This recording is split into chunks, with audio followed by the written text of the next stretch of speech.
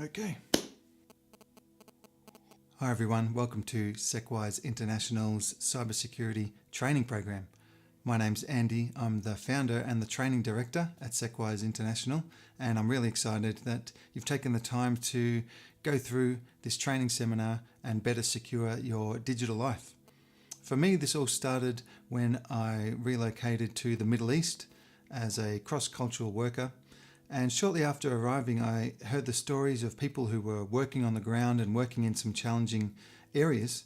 And they all struggled with this issue of how secure is my device? What messaging app am I supposed to be using? How do I protect the people that I'm going to be ministering to and serving among? And all these questions were quite common throughout the entire region, Middle East, North Africa, Central Asia. And so myself, coming from a background in IT, spending some time working with the government and some time in cybersecurity specifically, I thought it would be a great idea to put together just a simple training program that answers some of these common questions of what exactly is a secure messenger, and is my device tracking me all the time, and how do I stop that? And what can the authorities see when they're looking at the cellular towers? And all these questions I thought would be great to put together, not only to help people who were serving cross-culturally, but also people who just wanted to have a more private and a more secure digital life, whether that is from your phone, your laptop, or your tablet. That these things that we're going to go through this course, they're going to help for people who are going overseas, but also people who are just living in their own country and want a more robust and private and secure digital life. And so without further ado, we're going to jump straight into it, focusing on the mobile device. Phase 2, the laptop, and Phase 3 is some more advanced options for phone, laptop, and just digital life in general. So a brief overview, first of all, of what we're going to be going through in Phase 1. First of all, Phase 1 training will enhance the privacy and security of your devices. This is the fundamental goal that we're aiming for this training. We're going to gain knowledge and awareness needed to operate more securely, understand how devices are tracked online and the information that is collected, evaluate Facebook, Google, and Apple. I call this facing the giants. Adjust privacy, permissions, and network settings on our phone for a more private and secure device. Learn browser security and an introduction to tracking prevention online. Secure email and messaging options. Mobile, cell phone, and the cellular networks. How and when to use a virtual private network. If you're not sure what a virtual private network is, or a VPN, don't worry, we're going to explain that all in due time through this course. When location and other settings should be turned off, password management, and much more. I've divided Phase 1 into 5 sections, with number 6 being the introduction to Phase 2.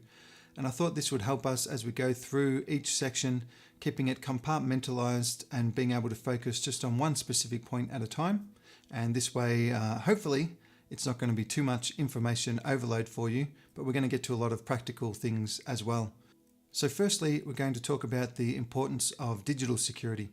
The reason I start here is just to give people an awareness of the digital world, what is happening in the digital world, so then we can make the best choices depending on our own unique circumstances to best secure our digital life.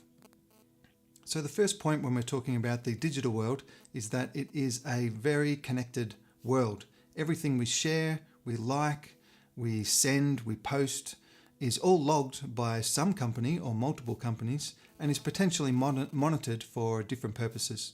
And so there's literal cables going all through the world, all through the main oceans, connecting the continents together. This is known as the internet backbone.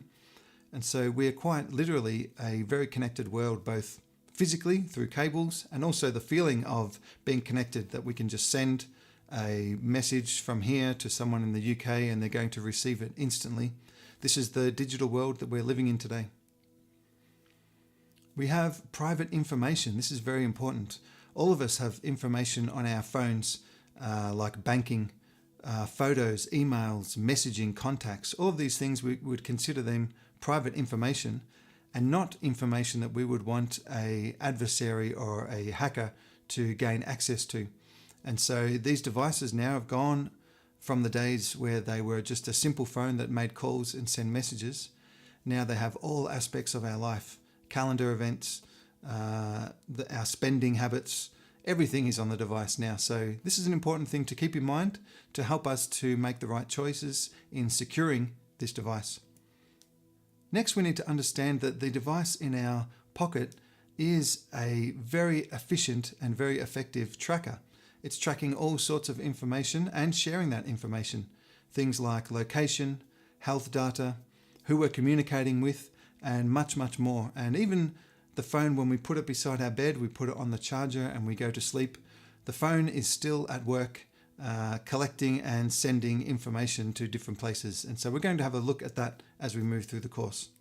And finally, we need to be proactive if we want to create a more private and a secure digital life, especially to those who are living in closed nations, high surveillance nations. It is crucial that you take a proactive approach to making sure that you are operating in the most secure level possible. And we're going to go through this from basic to advanced, how to create the most secure devices that we can operate in any place in the world. Now, many of you may have received a message like this. It looks quite legitimate. Your Apple ID has been locked for security reasons. Please log in and verify your identity. And then the giveaway, I guess, is the web address here.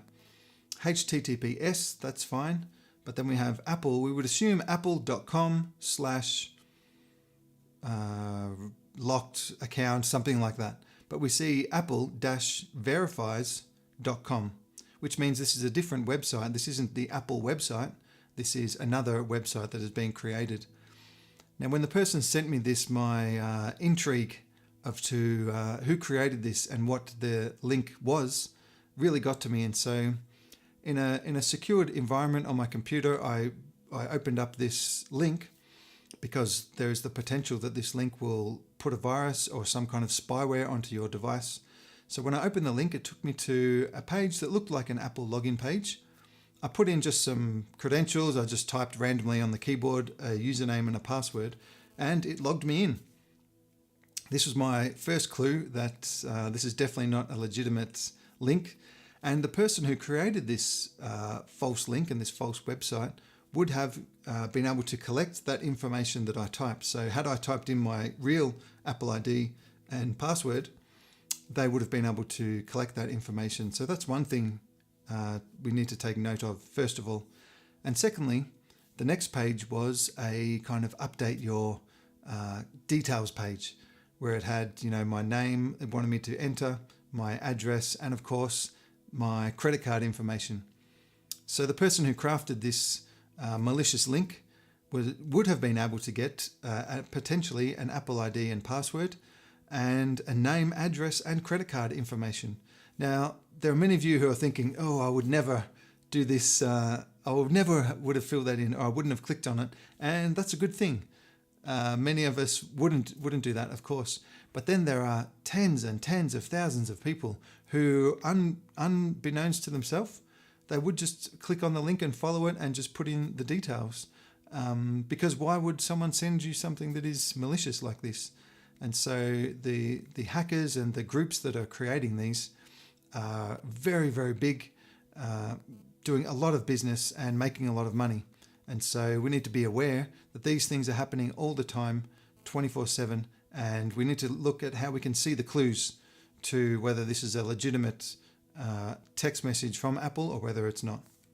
If we look at the total amount of malware that has been created, if we jump back to January 2008, we can see that there's probably quite a lot back then, but you can see the graph exponentially growing as the total amounts of malware have been created until we jump to halfway through January 2022, and we're hitting 1 billion different kinds of malware. Next, we have a graph of the data compromises and the number of records that have been exposed over the last 15, 20 odd years. If we go back to 2005, again, you can see there's quite a reasonable amount of data compromises happening here. And the number of records exposed has always been in the millions. But as we look across the graph here, the data compromises are getting more and more frequent. And I'm sure many of you have heard of or even experienced data compromises that have happened within your company. They can take a real hit. It can cost the company millions of dollars. And this is something that happens on a daily basis, every few minutes, all around the world.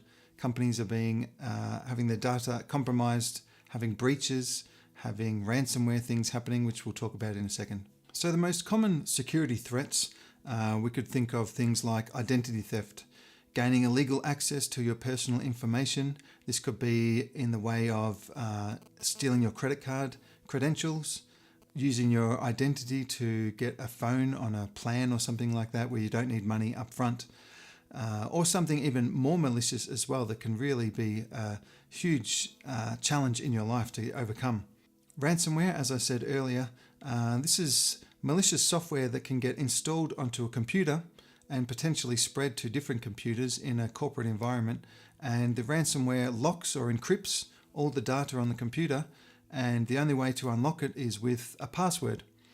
And you can get the password by paying the adversaries, the people who did this to you, or you can wipe all the machines and go back to a new computer again, which because companies have things stored on all these computers, this is not really a viable option.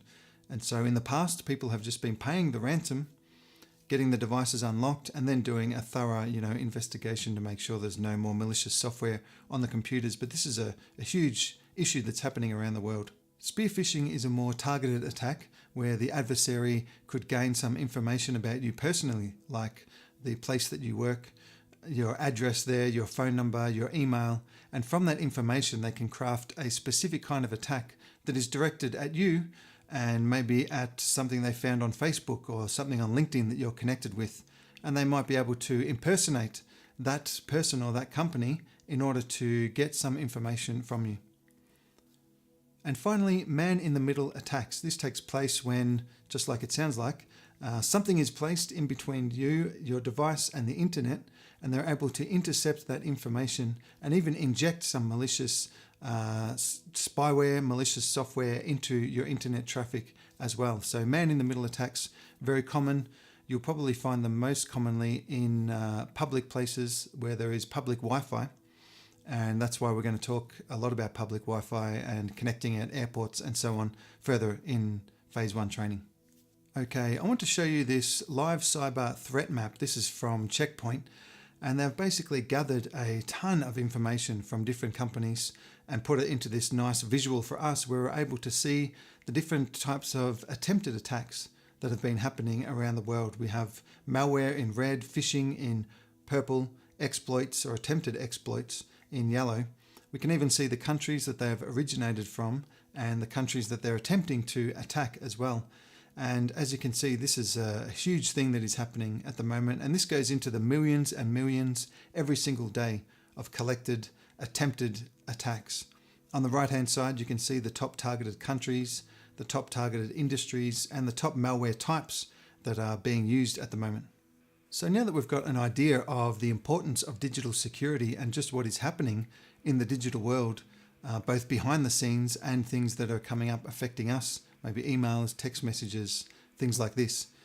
Now we're going to look at device tracking and data collection. So here's a summary of the most common ways that data is collected from our mobile devices. The first way is the operating system itself. If you're using an iPhone, this is the Apple iOS operating system. If you're using an Android phone, this is by Google. And the operating system itself collects different aspects of information about how the phone is used, the location, the health data. There's many, many different ways. And so the first point is the operating system itself. Next are the applications that we install. Apps collect and send various different bits of data back to their HQ, and they can share this data with other apps on the device as well, or with other third-party companies. An example of that would be Facebook. The Facebook app collects information from the phone and sends it back to Facebook itself, but then from there it may send it to different third-party advertising companies as well. And the third-party companies themselves have software built into a lot of the apps that we download, and so they don't need to get it from Facebook specifically.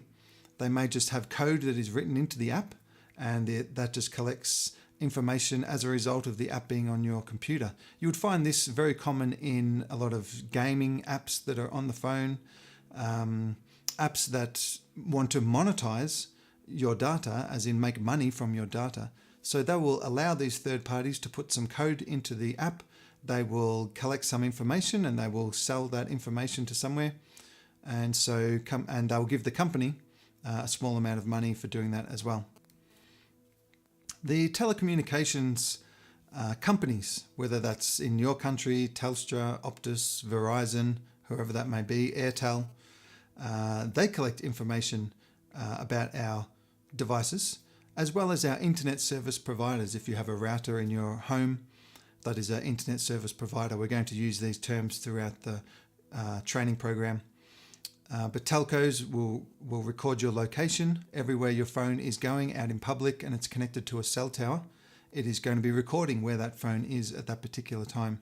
Web browsers have a lot of tracking and data collection software built into it as well. Web browsers like Google Chrome collect and store user data, and many companies build trackers into the websites that we visit. And finally, governments are able to track both internally, people living within the country, and also externally as well. And there are high levels of advanced surveillance that is happening in just about every country in the world today. I'd like to talk briefly about some of the consequences of mass data collection, because it's something that it happens in the background of our phones. It's designed to be a hidden thing that happens, but it has a psychological and a behavioral issue, as well as a privacy and security issue as well, depending on what your current circumstances are.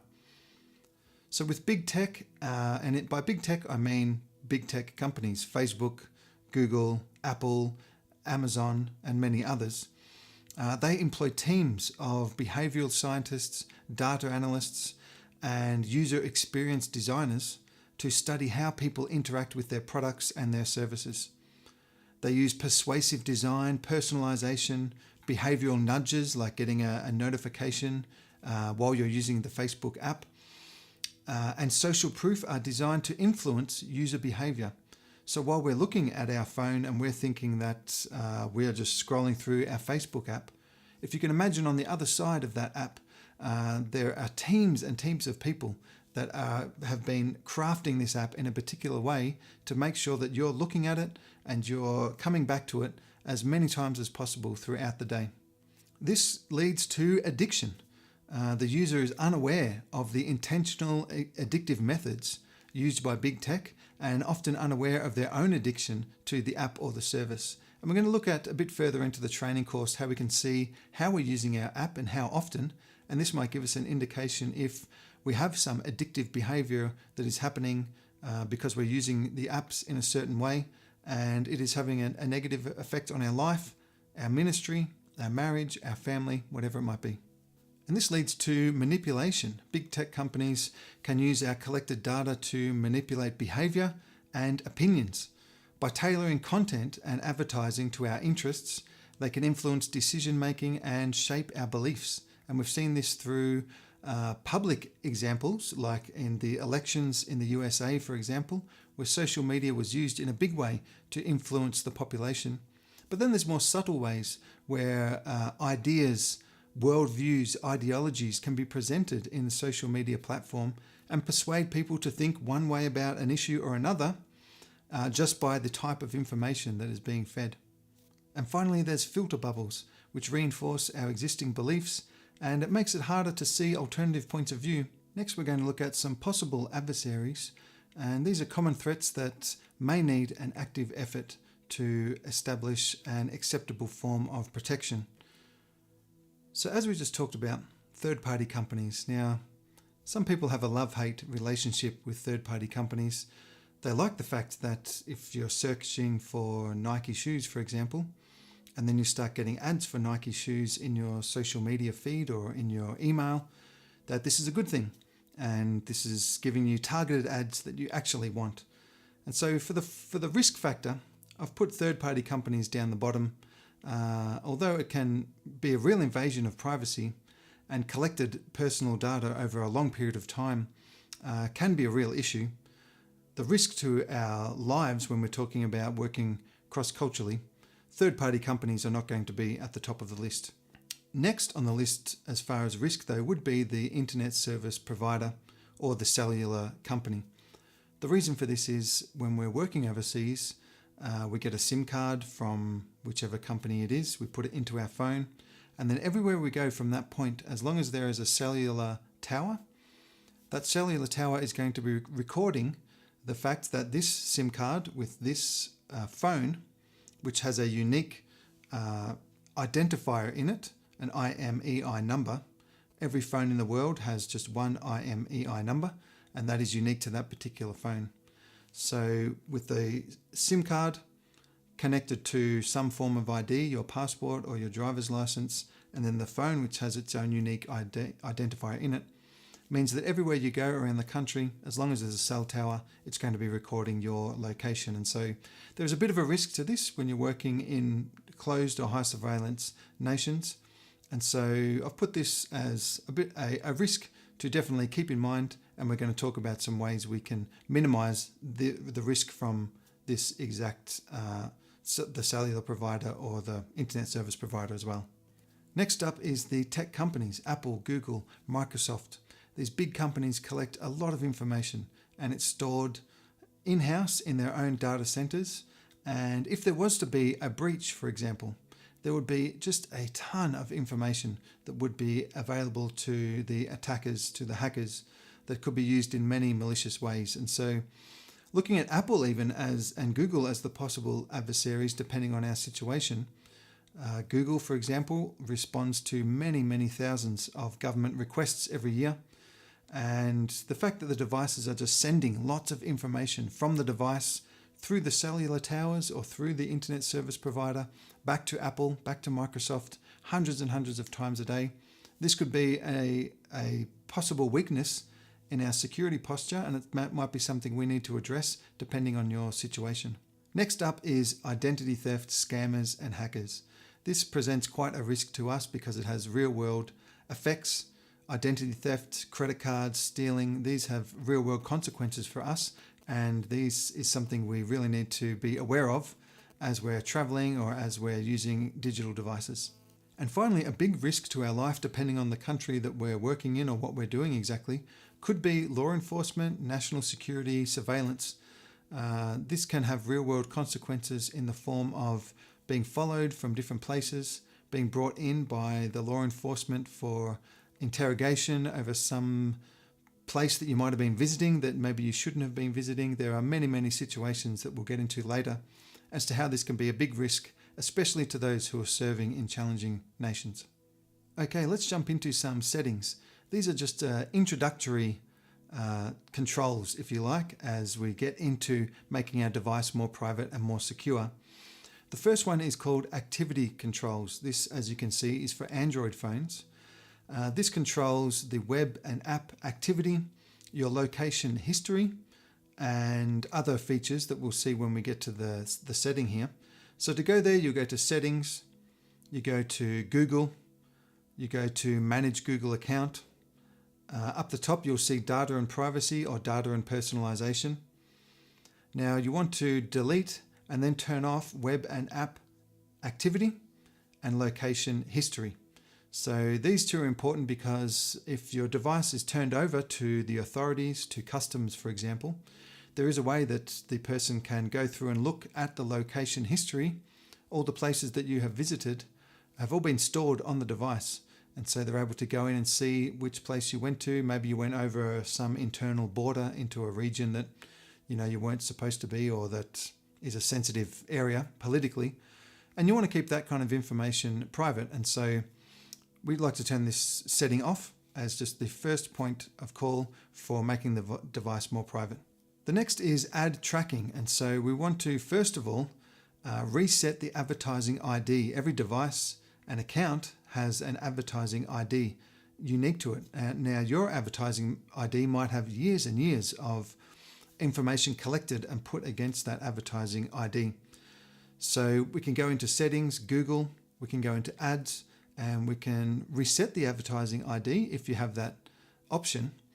And also opt out of ads personalization, we want to turn that on. And that way the phone is not using the data that is collected to give us personalized ads because it has retrieved search information or it's retrieved information about a particular sporting app that we might use. And so we want to turn that off. Now, Apple has cracked down on this feature, which is a very, very good thing. It's called significant locations. So you used to be able to open your Apple phone, go to significant locations, and it would have a map of all the places that you had visited regularly, so more than a couple of times. And this history might go back for a long time. I've seen some that have been a year, 2 years, and it shows the time and date that they were at a particular place, even just a gas station, for example, filling up with your car with gas, but you're there at a similar time, or you're there every 2 weeks, and this is recorded, and the time that you're there has been recorded. Again, for purposes of customs interrogations, law enforcement requesting that you hand over the device for them to look through, which we'll get into that a lot more in phase 3. We don't want this kind of information being available on the device. And as far as I'm aware, the significant locations feature doesn't make the device any less beneficial to use. It doesn't disable any particular features. So we can turn this off. So you go to settings, you go to privacy, you go down to location services, system services, and then finally frequent or significant locations it's called, and we can turn that off. Now, Apple advertising doesn't work in the same way as Google advertising, but we can turn off personalized ads, and so we can go to settings, privacy, Apple advertising, and turn off personalized ads like you see here on the screen. Let's have a look next at your data journey. What happens to our data when it is sent from our phone to the internet and then back again? So I'm going to compare in a very simple form the cell phone that is out in public versus the laptop that is at home going through the home router. So first of all, the data is sent from the cell phone to the cellular tower. Now this is always happening in country. If you're in, let's just say Iraq, for example, your cell phone data is going from your phone to the nearest cell tower, which is owned and operated most of the time by a Iraqi company and sometimes affiliated with also the government. So from the laptop, the data is going from the laptop to the home router. Now this first hop, if you like, from the laptop to the home router, this is probably the safest. There's not really any issue going on here. But with the cellular phone going from the cell phone to the cellular tower is going to be recording a lot of information. First of all, if you're sending a text message, if the text message is not encrypted, if you're not using iMessage, for example, but you're just using a regular text message, sometimes these can be sent in plain text. So the cellular tower will record that your phone sent a text message, who it's sending it to, and also what is the contents of the text message. And this is the same with making phone calls. The cellular tower will record your phone number and your IMEI number, if you remember from before, also the number that you're calling, and sometimes even the conversation itself can be recorded. Next, it goes to the internet or the cellular service provider, and these servers tell the data where it needs to go. And if you're going to a particular website, let's pick on Facebook again, we're going to facebook.com. The next step is getting your data to facebook.com. So it has to go to these servers called DNS servers, and they basically turn your www.facebook.com request into an actual IP address. Think of it like a physical address. So we're wanting to send this package somewhere. Okay, where is the nearest Facebook server around the world? Sometimes it's within the country in a capital city. Other times it might be in a neighboring country. So the next phase is sending that data, sending that information, to get your traffic to the intended destination. So if your internet service provider usually uses their own DNS servers, which means if you have a internet plan at your house with a particular company in, let's say, Iraq again, then this company, Iraqi company, will be using its own DNS servers. Therefore, it's going to be logging every request that you are trying to make to the internet. It has to do this in order to get the traffic to the destination it needs to go to and back to your device again. And the question would be, is this a safe request that I'm sending? Again, the example I used with maybe reaching Muslims or starting a Discovery Bible study, something like that. You're doing that internet search. This is going to be recorded at some point along the way before it gets to the website. There are ways that we can minimize this, and we're going to talk about that later. Finally, your traffic gets to the internet, to the IP address that it is trying to get to. Once it establishes that connection, then you're able to see the page that is presented to you as it sends that information back to your device. Now, speaking of cell towers, we'll just briefly go through this. Cell towers can pinpoint people using a method called triangulation. So all phone users are tracked, as we've already talked about. Locations are recorded once you're connected to a particular cell tower. But triangulation works by measuring the strength your phone has from one cell tower to another cell tower. And I'll show you a diagram in a moment that explains triangulation. And network providers must record and log this information, which is routinely requested by law enforcement and governments. In a Western democratic country, it has to go through certain avenues, maybe a court order. But then in many other nations that don't operate and function as a modern democracy, may have direct access between law enforcement and something like the cellular network and the cellular network information. The next thing we need to know about cellular towers is the ability to perform what is called a tower dump. This can be requested by the government or possibly law enforcement. It basically requests all of the devices that were at a particular place at a certain time. And this can be very beneficial to law enforcement if there's some civil unrest and they want to know who has been at this place at this time, and they can find it by the devices that were there. And finally, governments can request that certain anomalies be flagged for further investigation. For example, two phones that travel together all the time could be flagged as an anomaly. And so the system would do this automatically and flag it, and then it would go on to potentially be investigated by a person. Maybe groups of phones that meet together but are turned off all at the same time. This could also be flagged as an anomaly and could warrant further investigation by a detective. So here we can see the method of triangulation being used, where the phone is around the area of different cell towers, and it's just measuring which one has the strongest signal, and then they're able to pinpoint exactly where the phone is located. Okay, now I think it's really important when we're talking about privacy and security that we look at the big tech companies, how they function and how they work in relation to privacy and security for our lives. So who are the big tech companies? I've mentioned some of them already, but if we look at who are the companies that have the biggest overall wealth in the world, we might be surprised to find Apple is leading the way, followed by Microsoft, and then we'll see Alphabet, which is Google and Google-related companies, and Facebook is in there as well. And so these are super powerful, very big companies that have great influence in many spheres around the world. First of all, let's look at Google. Things to know when looking at Google as a company and their applications. The first thing we need to know is that Google has a huge monopoly of apps.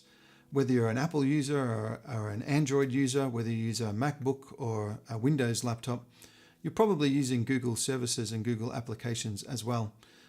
They cover many areas of digital life, both with applications, but also with tracking on the internet.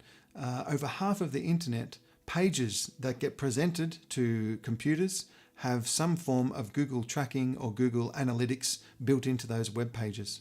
Next is data collection. Now, Google collects a huge amount of data on its users, and this is personal data, location information. It stores, it analyzes it, and it uses it for many different purposes. One simple example would be that you purchase some flights with your Gmail account. You get an email to say that your flights have been confirmed, and then without you having to do anything, you have a calendar event that is in your calendar now that is saying you have a flight on this day. This is because Google is scanning your emails at an automated level. It's not that someone is going through the emails one by one, a physical person, although they do have the ability to do that.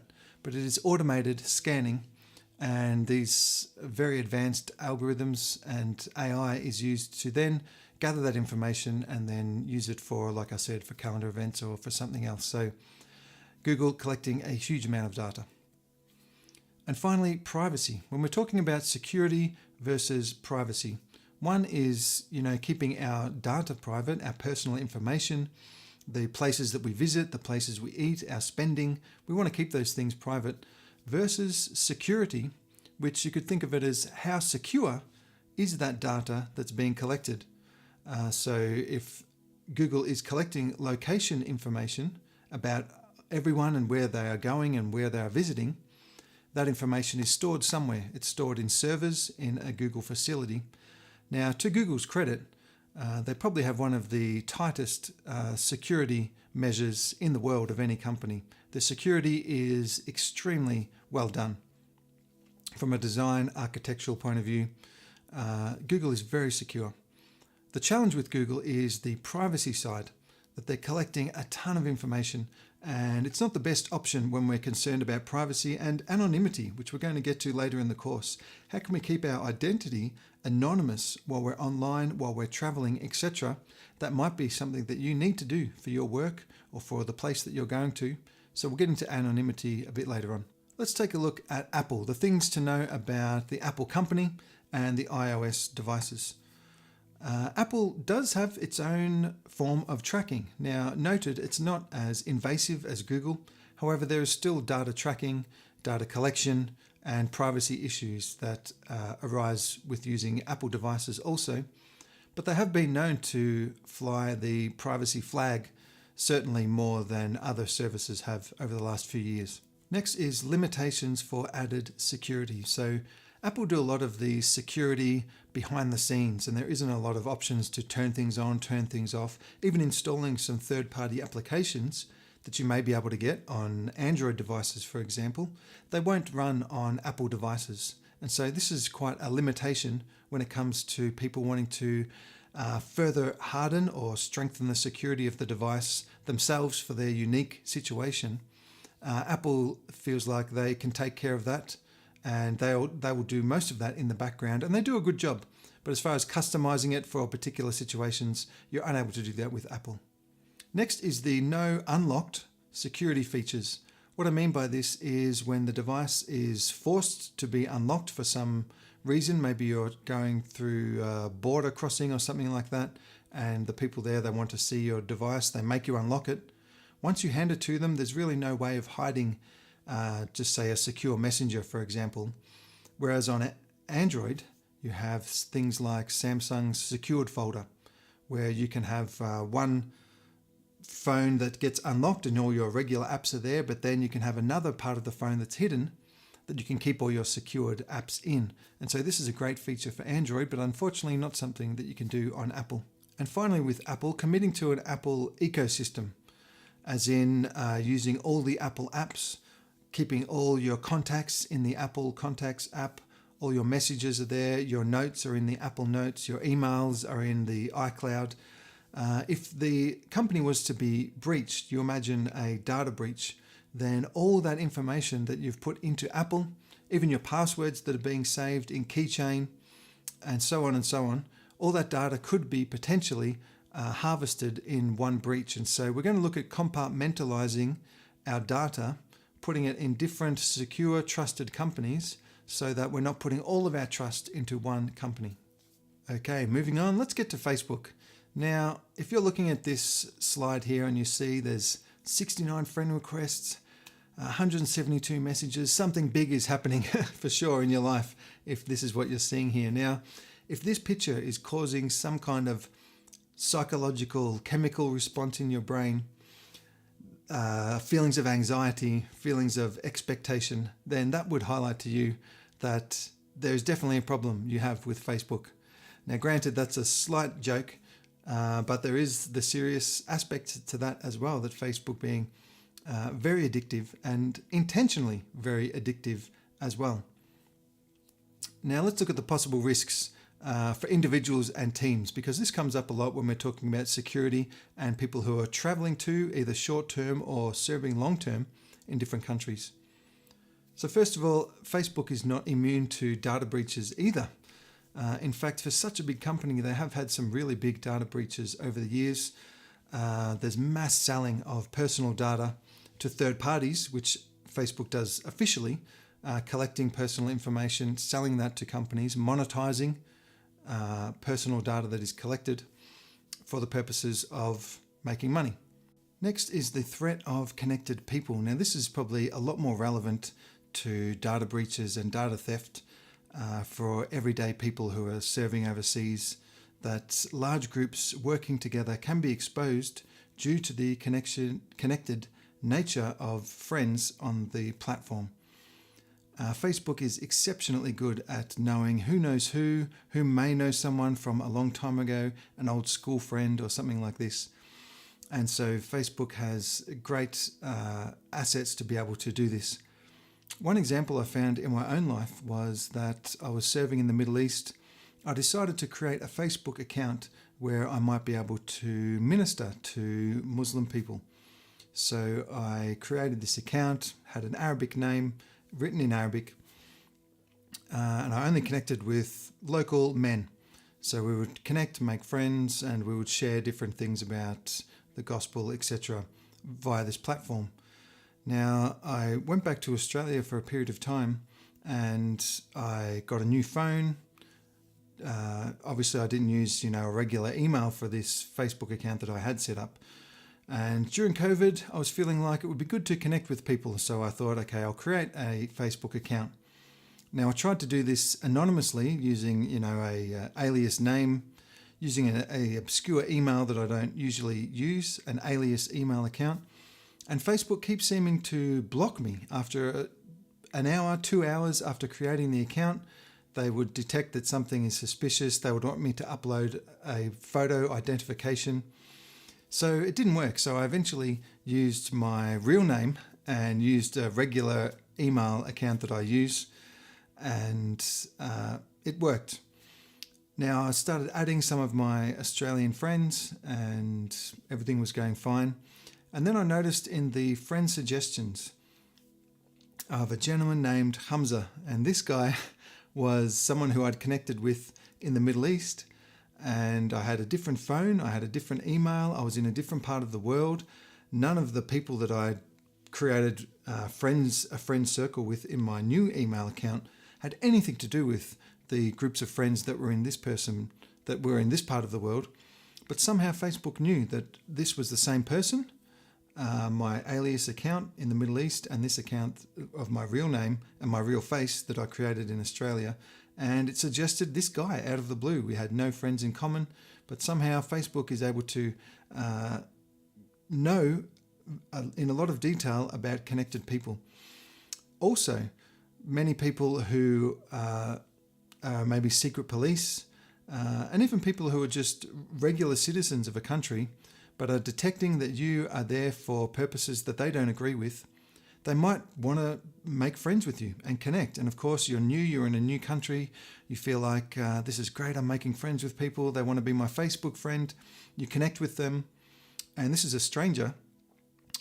You're inviting them into a very private world of yours that has all the things you like, all the friends that you're connected with, a history of everything that you've posted has all become accessible to this person who we don't know at all. And this person could then, they see that, okay, he's a Christian, he likes certain mission organizations or something. This is going to indicate what your intentions may be to this local person. And because of that, they might want to go and report you to the local authorities. And so being very careful with Facebook when we're talking about people who are going short-term or long-term overseas. And we're going to talk more about identities further on in the training. And as we touched on earlier, there is a controversial algorithm that Facebook has utilized, which a study was put out a few years ago to see if Facebook data scientists and technicians were able to present some information to its users where the users would act out in some real life scenario, whether that would be they would go and do something, they would change their opinion and go and protest against something which previously they had shown no interest in. And the test overwhelmingly was successful. Not only was it successful in getting people to do things that they were not previously thinking about, whether it was to be a supporter for Black Lives Matter or to protest against Black Lives Matter, whatever it might have been. Not only were they able to get people to act out something in real life, it bypassed the human awareness in that the subjects, the people on Facebook, were not aware that this was happening to them. They weren't aware that they were being manipulated by different methods of an algorithm showing different news feeds, different stories. And you think about it, when you're looking at your news feed, a news story might come up in India or something like that. You don't know anything about the story and what's going on, and of course the polarizing sides of different stories that get shown. Even in Israel-Palestine, for example, you get to see very contrasted sides of each story.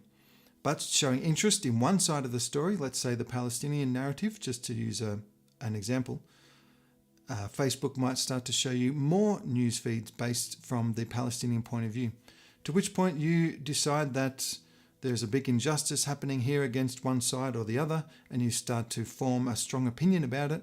And this has all been done by an algorithm and not necessarily done by factual information or correct information that you would get if you were living on the ground in that place.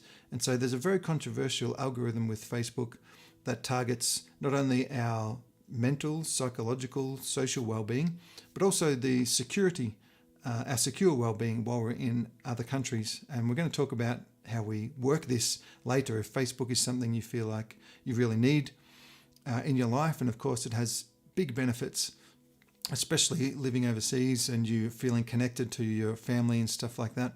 I totally understand that. If that's the case, then we can look at how we can work and still be able to use Facebook and the benefits of it without getting some of the negative aspects of using the app, both socially as well as from a security point of view as well.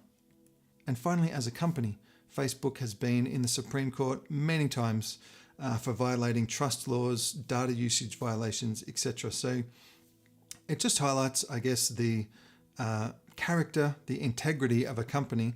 And this is a company that if you're using it, you're putting a lot of trust and a lot of faith into the fact that they are taking lots of personal data about you from many different data points, which we'll look at later, and using that to monetize, to make money, to sell to third parties, and so on. And they don't have a great track record of honesty when it comes to how they're handling that data, and as a result have been fined many times in different countries around the world as well. So that's something to keep in mind when we're thinking of using Facebook in different areas of our life, whether we're staying at home or whether we're relocating overseas.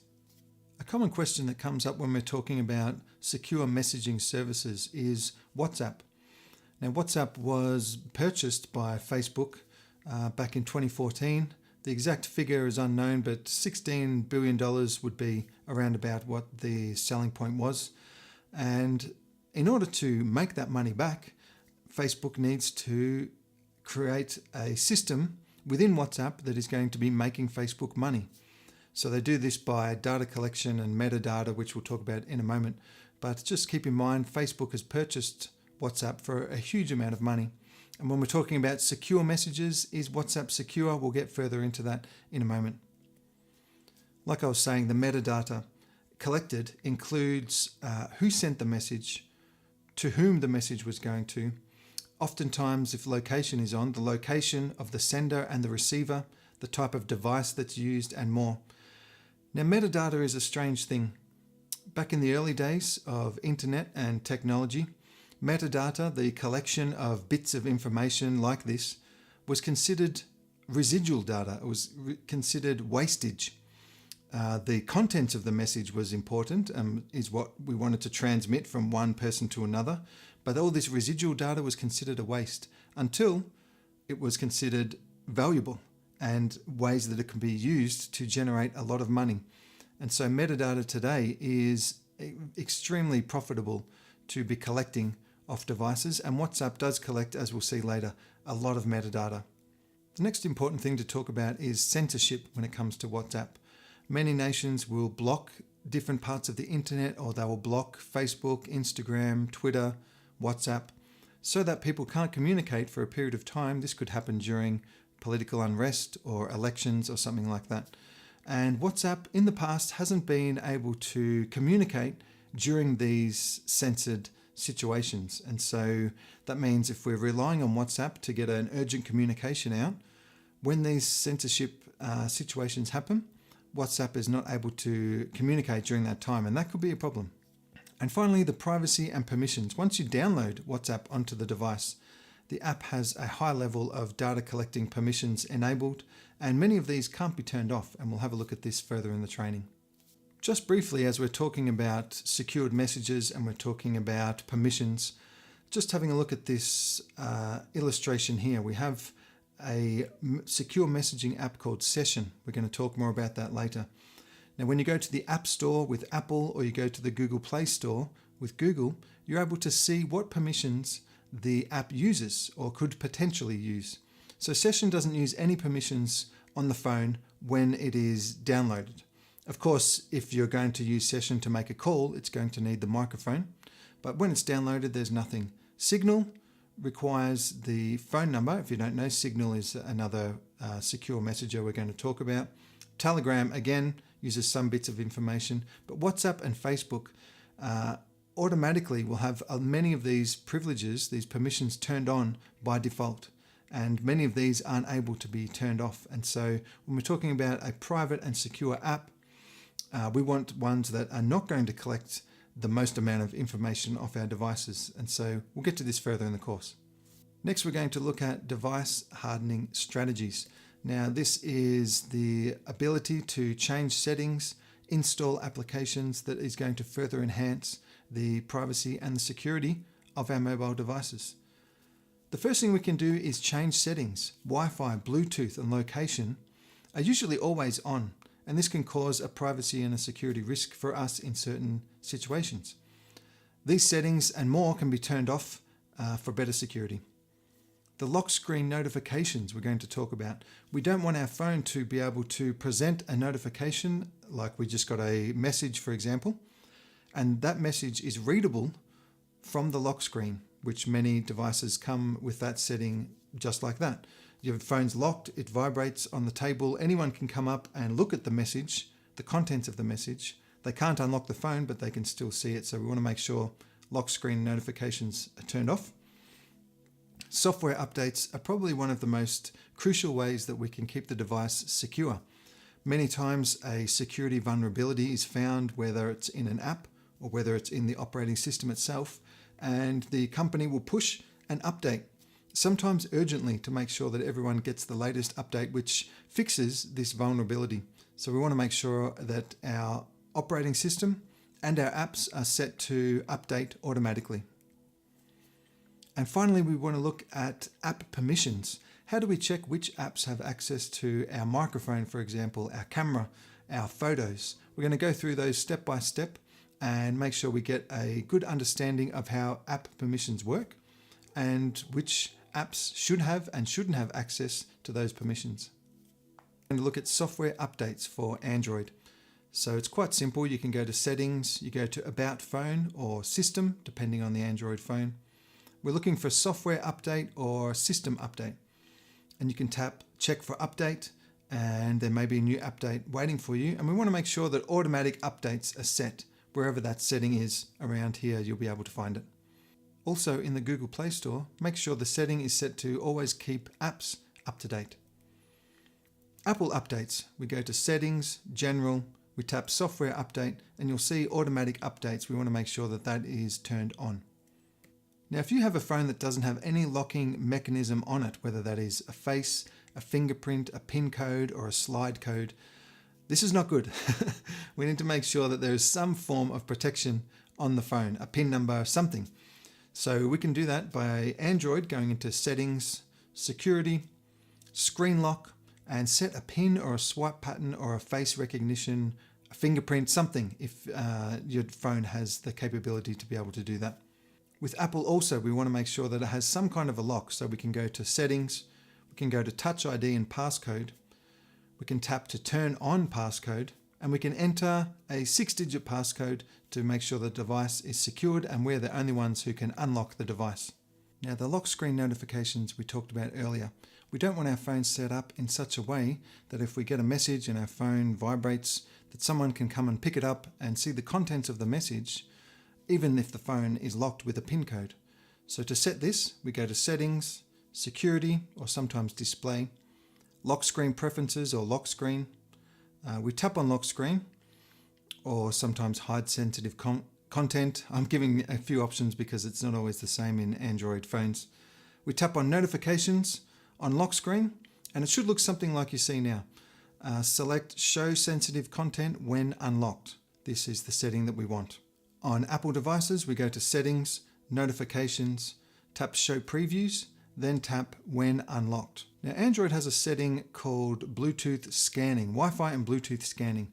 This basically means when your phone is in your pocket, you're driving your car through a city, through a town, that your device can connect to different hotspots or different Wi-Fi routers and send that information to Google to better pinpoint your location.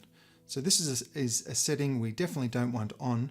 So you can go to Settings, Location, Wi-Fi and Bluetooth Settings, and you'll find this setting, Wi-Fi and Bluetooth Scanning, and you can turn both of those off. Something else that's good to do to our phones to harden them is to reset the network settings. This means that all the network connections that you've made, all the Wi-Fi hotspots you've connected to, maybe you connected to free airport Wi-Fi when you were in Dubai once. Now, when your Wi-Fi is on and you're not connected to any particular Wi-Fi connection, your phone is looking for these connections all the time. That's why when you get home and you walk into your house, your phone automatically connects to the Wi-Fi because it is sending out these beacons all the time to try and find where is McDonald's free Wi-Fi, where is Dubai airport, something like that. Now, without going into too technical details, this flaw in the phone can be used to create a rogue hotspot attack, an evil twin attack. We'll talk more about that when we get to using public Wi-Fi. But to reset the network settings, don't reset the phone, whatever you do, reset the network settings. It does mean that when you get to your home again, you're going to have to put in your Wi-Fi password, and when you get to work, put in your Wi-Fi password. But at least all those other Wi-Fi connections you've connected to over a long period of time, they will all be gone and your phone will not be looking for those connections again. So on Android, you can go to Settings, System, Reset or Reset Options, and you want to reset, remember, network settings, not reset the whole phone. In Apple, to reset the network settings, you can go to Settings, General, and Reset Network Settings that way. If you want to go a bit more in-depth into the app permissions, there's a couple of ways you can do that.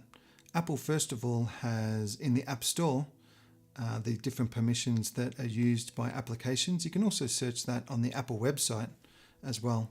There's one for Android called Exodus Privacy. Now we can just jump into it quickly here, and we'll see I've just searched for WhatsApp, and here it is here. Now I can click and it will show me, okay, there's one tracker that has been found in the WhatsApp application.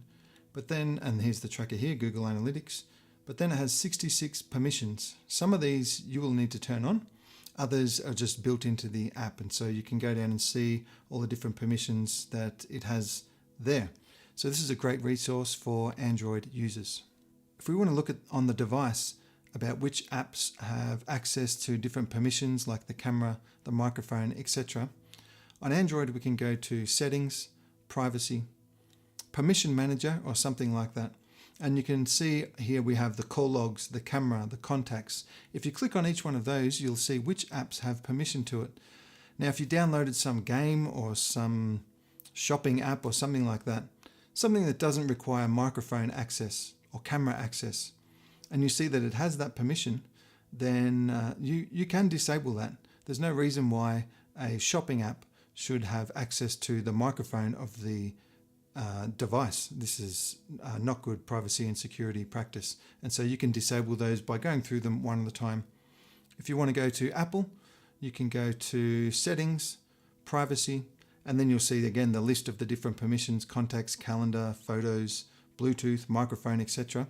go through each of those one at a time and just do a bit of a clean out on your phone and see which apps have permission to use the photos, to use the microphone.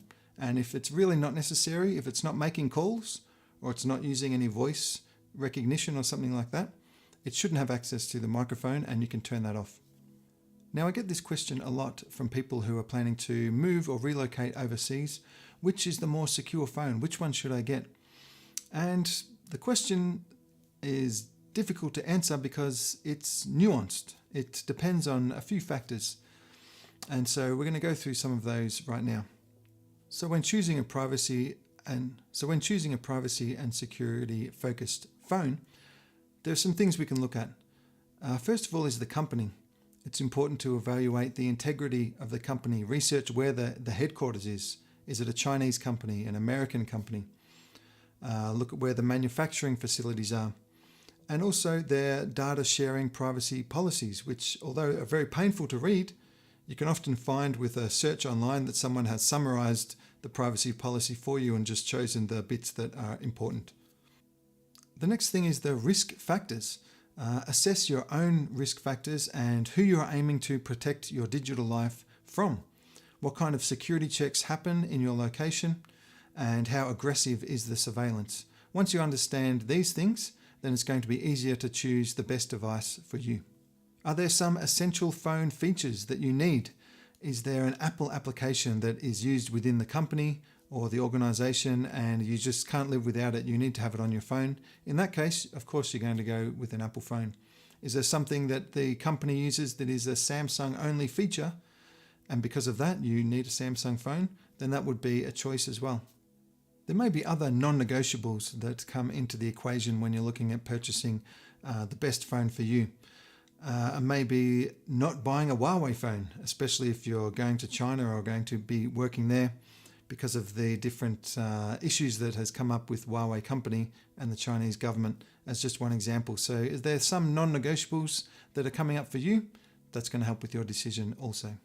So what are the best secure phone options? So here I've given a summary of the best options for security and privacy focused phones. And this is based on different requirements and user needs. Now, this isn't exhaustive. You may have a phone that is not on here that could be secure enough for your situation. Like I said, it's a nuanced question with a very nuanced answer. Number one, we're going to talk about this later in the course, is Graphene OS, Graphene Operating System. This is a very specific operating system for a very specific need, and it is installed onto a Google Pixel phone. This, in my opinion, is the most secure and private phone available that is still very functional and will be able to get a lot of the apps, popular apps that are going to be necessary to communicate, within the country, but has a very strong, very secure operating system. So my number one choice would be Graphene OS. However, it's probably not for most people in most circumstances. Next would be a Samsung Galaxy. Samsung have the secured folder that I was talking about earlier. It's a kind of a neutral nation when it comes to surveillance. When we talk about where's the headquarters, they're in South Korea. Where are the phones manufactured? I think most of them, if not all of them, are manufactured in Vietnam. These countries are quite neutral when we're talking about global surveillance and the network of global surveillance nations. And so that's a big win for Samsung, as well as their very advanced hardware security that they implement onto their phones in the form of things like secured folder.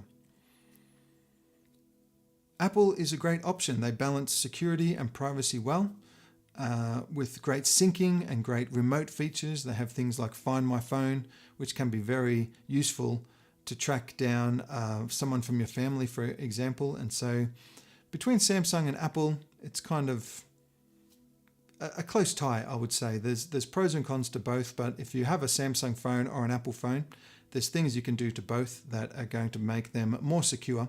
And we're going to talk about those further in the course. And finally, when we look at phones like Asus, Google, LG, Sony, or any of the other Chinese-made manufacturers, they're kind of all in the same category. Now, Google, of course, is a very secure device. The issue with Google is that Also built into the Google Pixel devices are all the Google services, the location services, the tracking and data collecting Google services that just can't be removed from the phone. They're built into the phone. And so if privacy is not your number one concern, but you want a very secure phone, then sure, the Google Pixel could be a good choice. And that's why Graphene OS use the Pixel device to put their operating system onto. The Google Pixel phones have this very secure chip that is used, works together with the software. So the Graphene team takes the Google Pixel phone, it removes all the software off, all the Google tracking and location services off the device, and then puts its operating system on top, utilizing the very secure hardware that is built into the Google Pixel phones. If you're using a Chinese phone like Huawei we've talked about, or any of the other smaller brands, that can place a small to medium size concern, I would say. Definitely Samsung, Apple would be the top two choices as far as balancing privacy and security. Next up, let's look at secure app alternatives. Again, there are many questions about what is the best browser to use, what is the best email to use for privacy and security. So as far as the phone goes, we're going to go through some of those now. So first of all is the browser. Now, a browser is often an overlooked application when we're looking at privacy and security. Of course, the browser is the way that you search the internet. It could be Google Chrome, Safari, Microsoft Edge are the big browser companies. And it is like the gateway to the internet for you. And so we want to make sure the browser is very secure.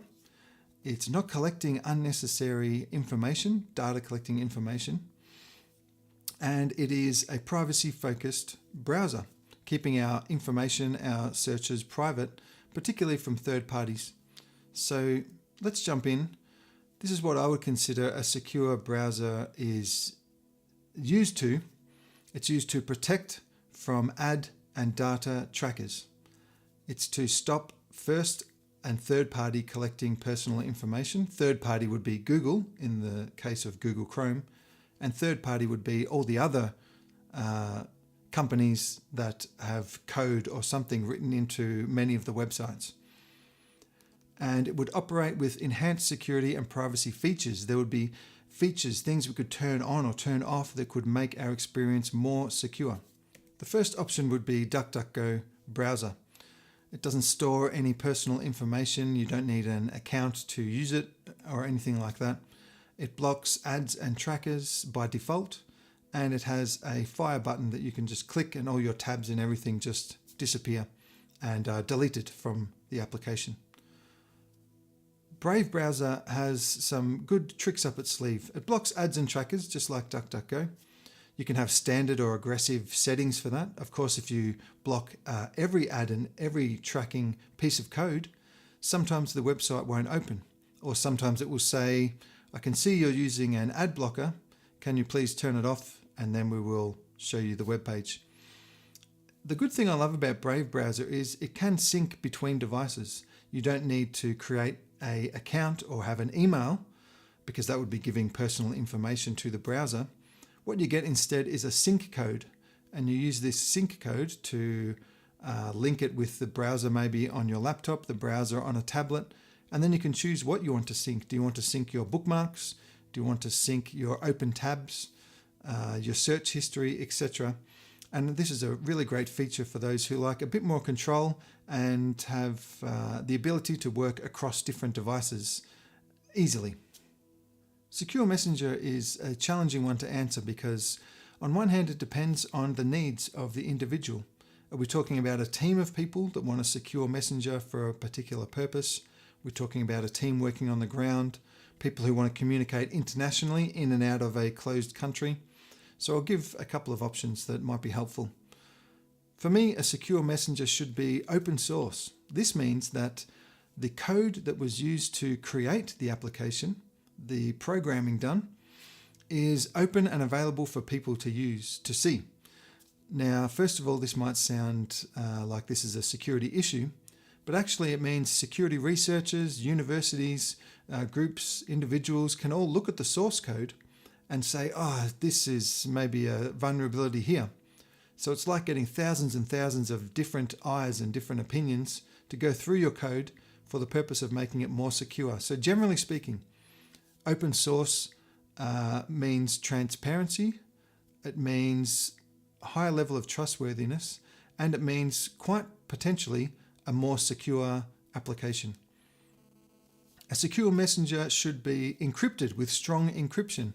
So when I send the message, no one in between the two devices should be able to intercept it and be able to read it. It should be encrypted.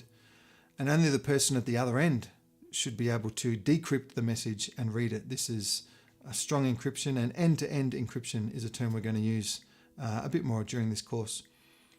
If no personal information is required to use the secure messenger, that would be great.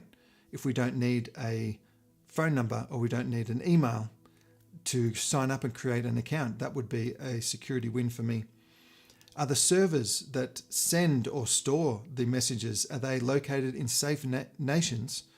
And can they have access to the messages if they are subpoenaed to? Some companies keep what is called zero access or zero knowledge method of encryption, where even if the company gets subpoenaed by the government to show some messages from an account, they're unable to show the message contents because they don't have the keys. Only the user has the keys. So this is a great thing to have in a messenger. Number one, I think the best, most secure messenger that is still very functional, in my opinion, is Session Messenger. It's just rated very high for security, privacy, anonymity, very censorship resistant. If things are getting closed down and nations are turning off or blocking WhatsApp and different services, you may still be able to get your secure communication out with Session.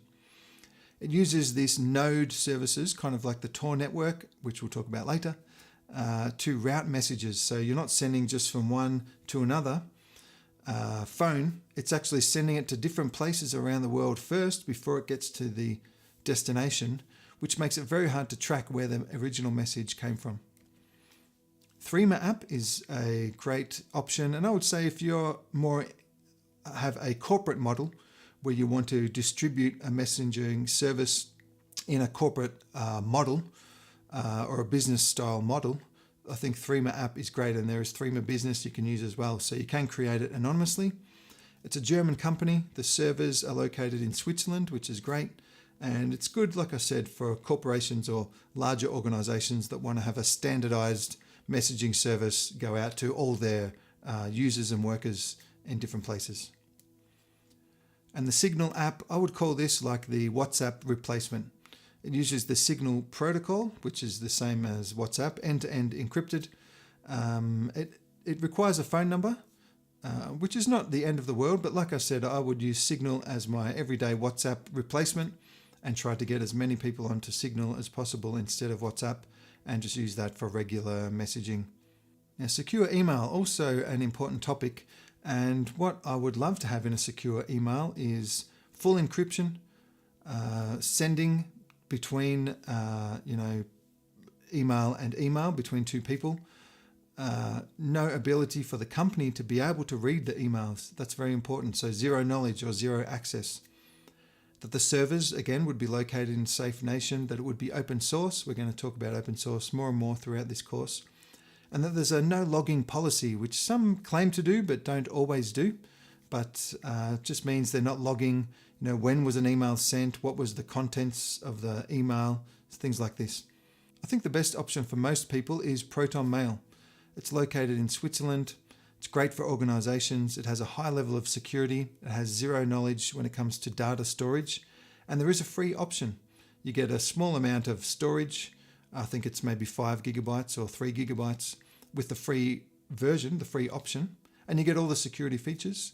Or if you want to purchase it on an annual subscription or a 2-year subscription, then you get some extra added features also. Tutanota is another well-known secure email service. It's located in Germany. It's open source, strong encryption across the app, and it's good for small organizations or individuals, as I see it as a good Gmail alternative. You use it to sign up to, different newsletters, and if you're doing your shopping and you want an email, you can use it for that. But Proton Mail, I would say, is great for organizations, companies, teams that want a secure email between each other. Proton Mail email to another Proton Mail email is a very secure way to send communications, documents, etc.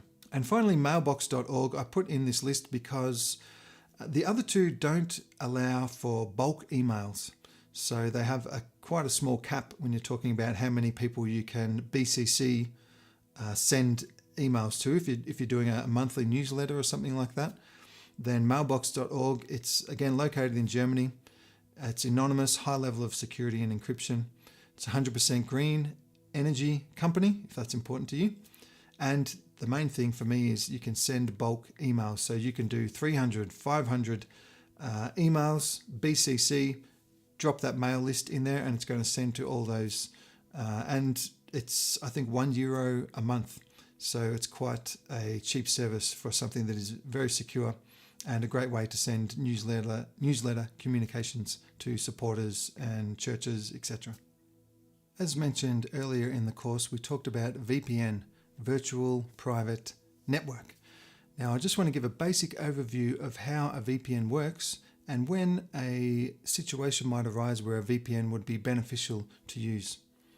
So, what is a VPN? Well, let's look at a device that has a VPN and a device with no VPN, and let's see the differences. Think of a VPN as a secured tunnel that is taking all your internet traffic, all the data that is being sent out from your device is going to go through this secured tunnel. And let's look at how that benefits us from a privacy and security point of view. So these two devices are sending data to the internet, sending internet traffic out of the phone. The top one goes through the encrypted VPN tunnel. Now, instead of going to the internet service provider, the DNS server, remember we talked about the DNS server before, the domain name system, where it converts our internet search, for example, www.facebook.com, converts that into an IP address so that the packet, the data, knows where it's going to go. And so this is what a DNS server does. So usually the internet service provider provides their own DNS servers, which means if you're in China, you're sending traffic out into the internet, first it needs to go to this DNS server, which is obviously going to be a Chinese company and possibly affiliated with the Chinese government, maybe. If we can bypass that, that would be very beneficial to us. And so a VPN, when the VPN is connected, it's just an app that you just turn it on and it connects to another location. Maybe it connects to Germany, France, Spain, somewhere else. Now what's happening to the DNS request? Instead of the DNS request going to the internet service provider within the country, whatever the Chinese SIM card company might be, now it's going to use the VPN's DNS server, which is in another country. And so it sends the traffic to that place. Then that place looks at it. Okay, it wants to go to facebook.com. Where's the nearest facebook.com facility? And then it sends it there. And then if it is a privacy-focused VPN service, then it will delete the log. So it's not keeping a log of all the requests that are being made from our device. So from there, it gets sent again through an encrypted VPN tunnel. It goes to the VPN managed server instead of going to another server somewhere else. And then finally it gets to the destination.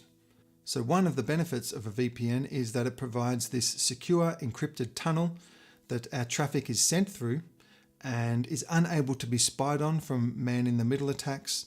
It's not going through the regular DNS system that is set up. And some other benefits of VPN we're going to talk about in phase 2 when we talk about VPNs on the laptop. For the phone, what we would expect from a good reputable VPN provider, which I would say there are some, but many of them are, again, monetizing machines. They're collecting data. It could be your search data, your location data, and they're monetizing that for money, which makes them not a very secure option. So we need to be very careful when we're picking a VPN company that they meet certain requirements.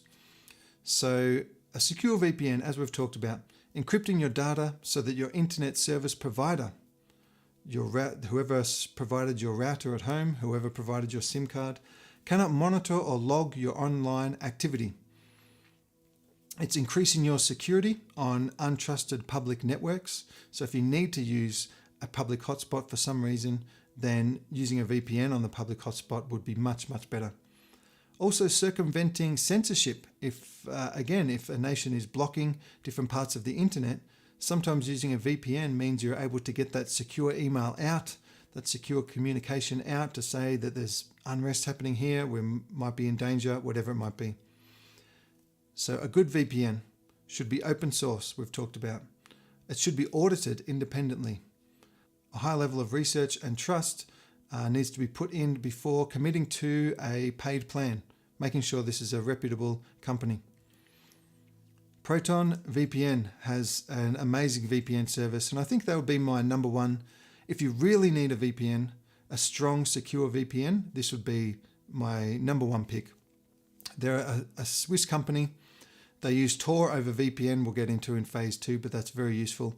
They have this secure core architecture where basically they send all the traffic first through Switzerland, then they send it off to wherever you're connected to, Germany, France, Spain. It's just another level of added security and anonymity, which could be very important for you. Perfect forward secrecy, meaning the data can't be decrypted even if the keys are compromised. This is very important also. iVPN is another option that I wanted to just throw out there, although they're comparable in their price. It's located in Gibraltar, but they're known for their strong privacy and security.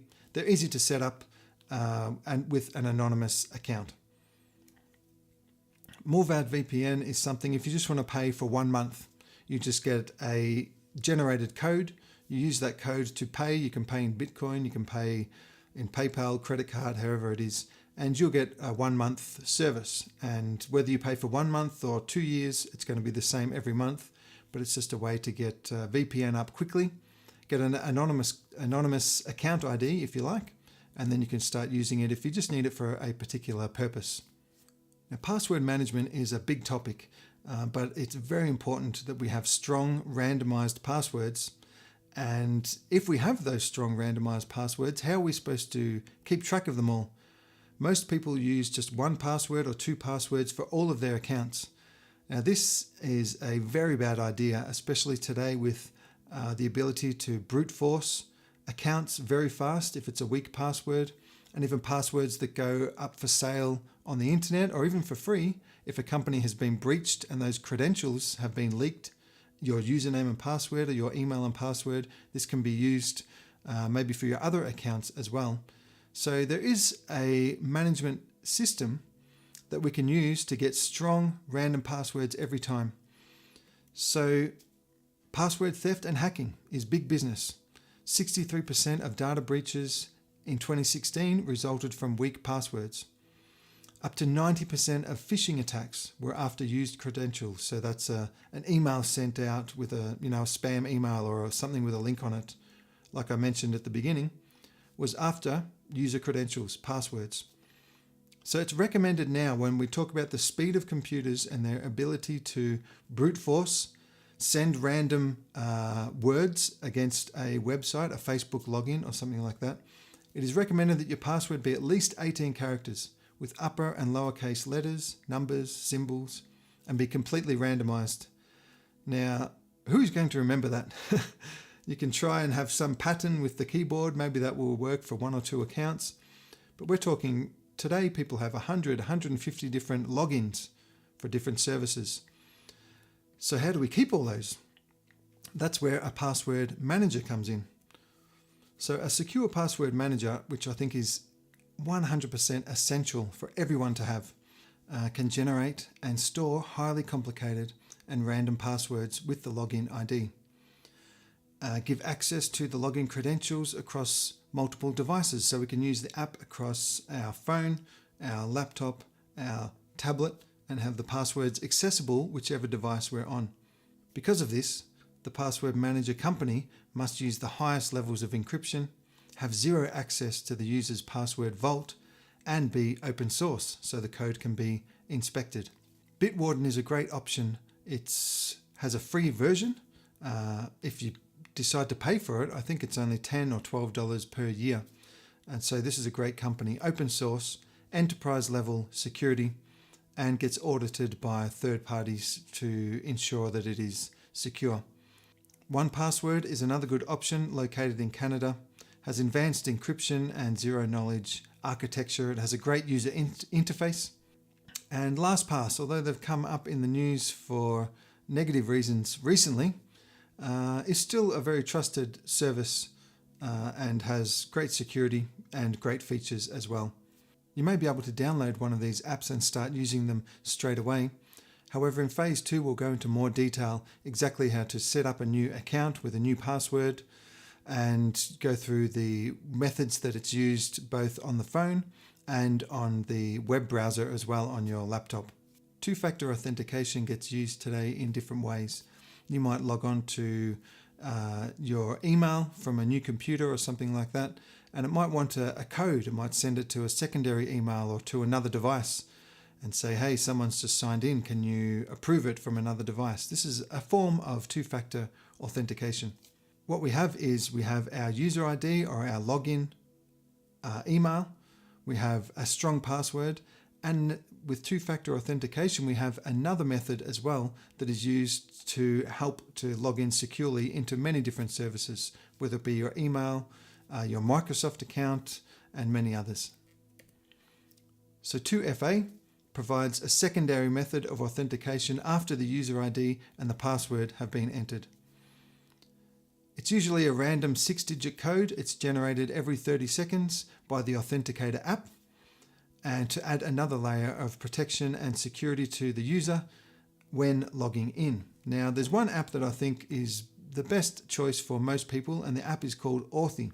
You can use Authy for ProtonMail, for Microsoft, PayPal, many companies that use two-factor authentication. It's quite easy to set it up with the Authy app, and then you have it on your device as another form of protection. And before we finish up, we're just going to have an introduction into phase 2, just to see what is coming up in the next level of our training seminar. Phase 2 is better laptop privacy to minimize data collection and traffic. This is always very important when we're talking about privacy and security. Laptop detox and high-level security check for cross-cultural travel and living. We're going to install and set up some essential secure apps on our laptops. Browser security and browser hardening for privacy. Laptop encryption, keeping your device contents safe. We're going to look at phase 2 monitoring and surveillance, what they know and what you can do. We're going to look at censorship firewalls, as we discussed earlier, but some workarounds. How can we get that urgent communication out if we're being censored by the government? Operational security, creating identities and aliases. Staying safe, secure and anonymous on public hotspots. We're going to introduce the Linux operating system and setting up a secure Linux operating system on a USB stick. So this wraps up phase 1 training seminar. I hope you got something out of this, and if you implement these things, this is a huge, big first step into getting a more private and more secure mobile device and digital life. Of course, in phase 3, we're going to do some more advanced options with both the phone and the laptop, so make sure you're signed up to get into phase 3 as well. My name's Andy, and I'll see you in the next training seminar.